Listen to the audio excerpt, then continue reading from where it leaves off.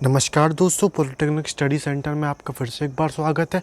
तो मैं आपके लिए एक नया वीडियो लेकर आ चुका हूं, जिसमें आप देख सकते हैं यहाँ पर हम क्या पढ़ने जा रहे हैं। हम यहाँ पर electrochemistry, acids, basis and salts and hydrolysis पढ़ने जा रहे हैं। एसिड पता है हमको, बेस पता है, सॉल्ट पता है। यहाँ पे हाइड्रोलिसिस और इलेक्ट्रोकेमिस्ट्री यहाँ पर हम लोगों के मेन पॉइंट्स हैं, जिनको हम टच करेंगे और जिनके बारे में जानेंगे, जिनको हम पढ़ेंगे। तो आप वीडियो के एंड तक बने रहें। तो एक पार्ट इसका आ चुका है, ये दूसरा पार्ट है इसका। तो आपके लिए कई सारी नई चीज़ें होंगी, कई सारी पुरानी चीज़ें होंगी। तो मैं आशा करता हूँ ये वाला वीडियो आपको अगर अच्छा लगता है तो आप लाइक, शेयर और सब्सक्राइब कर सकते हैं।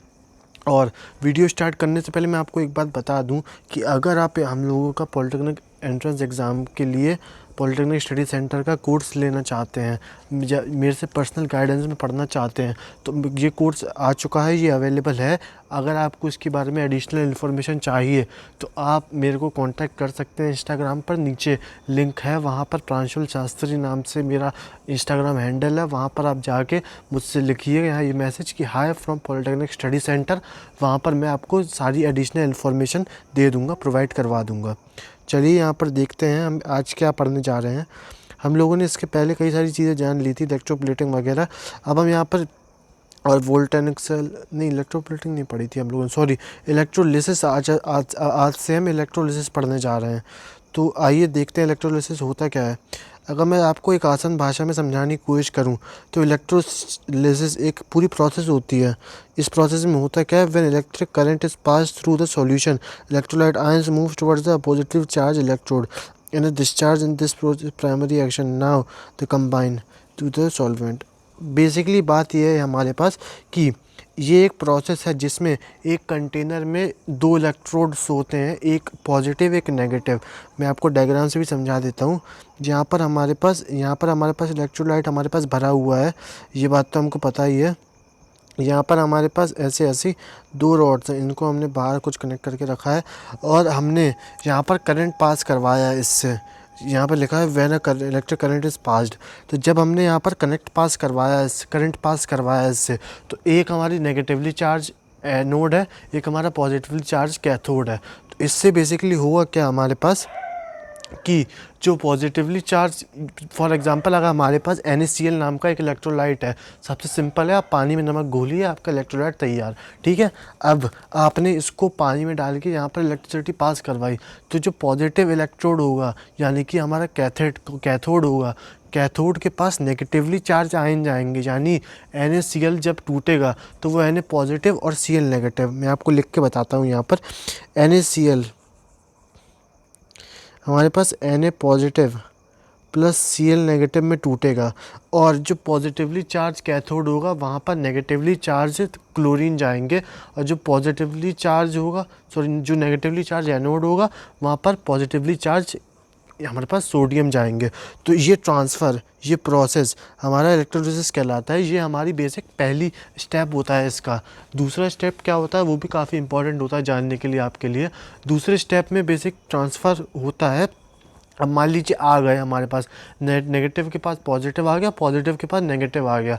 अब इसके बाद हमारे पास क्या होगा, रिएक्शन टेक प्लेस करेगी। फॉर एग्जांपल अगर हमारे पास कैथोड की रिएक्टिविटी मैच करती है इससे, यानी कि लिस्ट में जो हमारे पास लिस्ट होती है ना, जो जिसके अकॉर्डिंगली इलेक्ट्रॉन हमारे पास रिएक्टिविटी आती है, तो अगर वो लिस्ट हमारी सही है तो उसके अकॉर्डिंग हमारे पास यहाँ पर मैचिंग होगी, और हमारे पास इसकी क्या कहते हैं, माफ़ कीजिएगा मेरा हो गया ब्लॉग एकदम से दिमाग।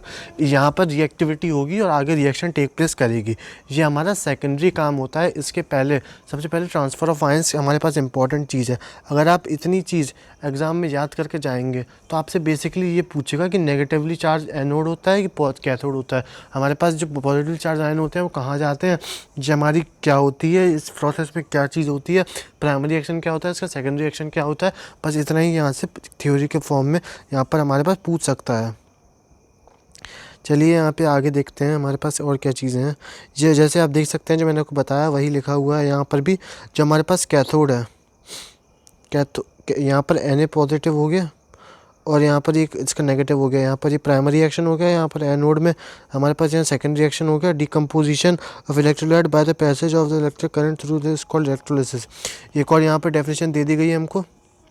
इसके बाद यहाँ पर आगे भी कुछ पॉइंट्स लिखे गए हैं कि the electrolysis carried out in a tank in a cell called the electrolytic cell.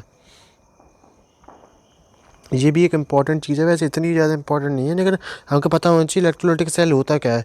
तो बेसिकली इलेक्ट्रोलाइटिक सेल वो सेल होता है जिसमें इलेक्ट्रोलिसिस हमारी कैरी आउट करी जा रही है। ये पूरा फिनोमेना, ये पूरा एक्शन जहाँ पर कैरी आउट किया जा रहा है उसको हम इलेक्ट्रोलाइटिक सेल कहते हैं। और इलेक्ट्रिकल एनर्जी को कन्वर्ट करने में केमिकल एनर्जी से यूज़ होती है, यानी केमिकल एनर्जी इलेक्ट्रिकल एनर्जी से हमारी केमिकल एनर्जी यहाँ पर प्रोड्यूस होती है। Electrical energy use to cause chemical reaction in the ये। तो ये बात सारी इंपॉर्टेंट है, आप याद रखेंगे। मैं आशा करता हूँ कि आपको वीडियो समझ में आ रहा है। अगर वीडियो आपको अच्छा लगता है तो आप वीडियो को लाइक कर सकते हैं, शेयर कर सकते हैं, कमेंट कर सकते हैं, सब्सक्राइब कर सकते हैं। तो यहाँ पर हम लोगों ने इसके बारे में जाना, इलेक्ट्रोलिसिस के बारे में। अब यहाँ पर फराडे के कुछ लॉ हैं हमारे पास, उन्हें जानेंगे, और इलेक्ट्रोप्लेटिंग हम दूसरे चैप्टर में पढ़ेंगे। तो यहाँ पर बेसिक हम कुछ लॉज जान लेते हैं फ्राइडे के बारे में। फराडे के तो फराडे का इलेक्ट्रोलिसिस में 2 लॉज दिए थे उसने। Basically it state that the amount of energy deposit amount of the substance deposited on the liberated on the electrode directly proportional to quantity. Basically बात यहाँ पर ये आ गई कि हमको एक मैथमेटिक्स तो पता होनी चाहिए कि जैसे मान लीजिए हमारे पास एनोड पे जा रहा है, ये तो हमको पता है, लेकिन कितना जा रहा है हमको ये नहीं पता है। हमको ये पता है सोडियम हमारा एनोड पर जा रहा है, लेकिन कितना जा रहा है, उसका अमाउंट क्या है, चाहे मोल्स में हो, चाहे ग्राम्स में हो, चाहे किलोग्राम्स में हो, हमको नहीं पता है। तो वो चीज़ पता करने के लिए इन्होंने यानी फराडे ने हमारे पास एक लॉ दिया। लॉ से हमारे पास फॉर्मूला आया, और फॉर्मूला बेसिकली क्या बताता है कि जब अगर आप थ्योरी समझें तो थोड़ी सिंपल फॉर्मूले से ही बनी है, जो कि कहती है कि when 1 ampere of current is flown through a conductor for 1 second, the electric quantity is called 1 coulomb। Basically यहाँ पर ये है कि मैथमेटिक्स की W equals to Z CT है, जहाँ पर T यहाँ पर टाइम है, टाइम पास करा गया जितना करंट में, करंट एम्पियर है, इलेक्ट्रोलाइटिक इक्विवेलेंट है, और यहाँ पर डिपॉजिटेड है, अमाउंट डिपॉजिटेड W जो हमने निकालना है जो हमको। तो ऐसा करके यहाँ पर चीज़ें हैं हमारे पास। तो इसके आगे हमारे पास क्या बोल रहा है वो पढ़ते हैं, 1 मिनट। यहाँ पर 1 ampere of current is phloem to connector for 1 second is called 1 coulomb. When 96500 coulomb of electric current is passed through the conductor, the quantity of electricity passed 1 farad। 1 farad equals to, यहाँ पर कुछ points इतने ज़्यादा important नहीं है, आप पढ़ सकते हैं।